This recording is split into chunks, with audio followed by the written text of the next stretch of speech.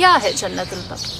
جنت البقیع وہ قبرستان ہے جہاں پر مخدرات عصمت، مستورات آل اطہار موجود ہے۔ جناب فاطمہ الزہرا رسول خدا کی بیٹی، خاتون جنت کی قبر جنت البقیع میں موجود ہے۔ جناب فاطمہ بنت اسد شیر خدا کی ماں جنت البقیع میں ہے۔ علمدار سید الشہداء ابوالفضل العباس کی والدہ جناب ام البنین کی قبر جنت البقیع میں ہے۔ جناب رقیہ، جناب زینب، جناب ام کلثوم بنات رسول کی قبریں جنت البقیع میں ہیں۔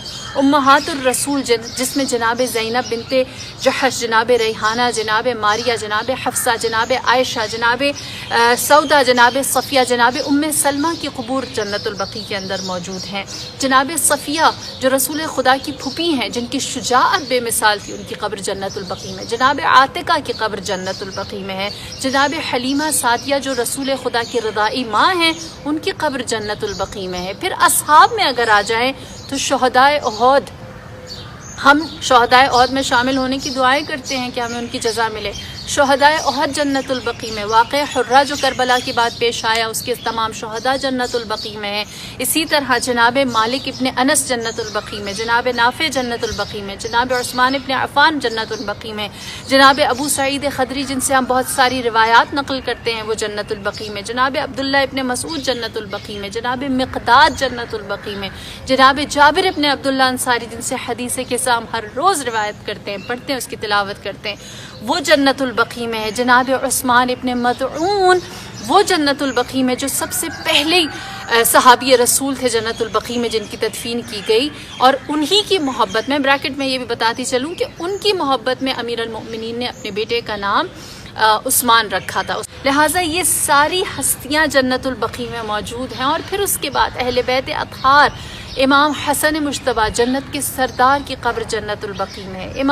امام زین العابدین کی قبر جنت البقیع میں، امام محمد باقر کی قبر جنت البقیع میں، امام جعفر صادق جنت البقیع میں، حضرت عباس ابن عبد المطلب جن سے ہم قرآن کی کتنی ساری تفسیر روایات نقل کرتے ہیں، وہ جنت البقیع میں، جناب عقیل ابن ابی طالب جن سے علم انساب نقل ہوتا ہے، وہ جنت البقیع میں، جناب عبداللہ ابن جعفر طیار وہ جنت البقیع میں، جناب اسماعیل ابن جعفر صادق جن سے آخانیوں کا سلسلہ امامت چلتا ہے، وہ بھی جنت البقیع میں ہیں، جناب محمد حنفیہ جنہیں امام حسین علیہ السلام نے مدینے میں اپنا بطور وارث چھوڑا تھا، وہ جنت البقیع میں، جناب ابراہیم جو رسول اللہ صلی اللہ علیہ وآلہ وسلم کے فرزند تھے، وہ جنت البقیع میں، اور پھر نبی خدا صلی اللہ علیہ وآلہ وسلم کے والد محترم جناب عبداللہ کی ذات بھی جنت البقیع میں مدفون ہے۔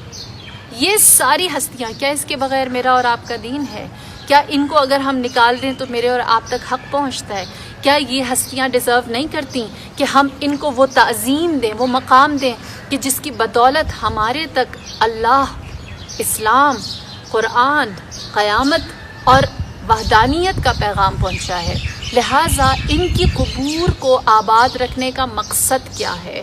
پہلی چیز یہ ہے کہ لوگوں کی نگاہوں میں ان کے کردار، ان کے افعال اور ان کے اقوال کو زندہ رکھا جائے، جو قرآن کی سیرت ہے۔ قرآن نے حضرت نوح کے، حضرت یونس کے، حضرت موسیٰ کے، حضرت لوط و حضرت ہود، سالے 1,24,000 انبیاء میں سے بہت سوں کے کردار، افعال اور ان کے قصص کو زندہ رکھا تاکہ آنے والے لوگ ان سے سیکھ سکیں۔ پھر خداوند کریم نے دوسری سیرت جو قرآن کی وہ یہ کہ حق والوں کو اللہ نے ہمیشہ عزت دی ہے، ہمیشہ ان کا تذکرہ عظمت اور ہیبت اور جلالت کے ساتھ کیا ہے، اور ان کی نشانیوں کو اللہ نے عزت کے ساتھ بیان کیا اور باطل کو سرنگوں کیا ہے۔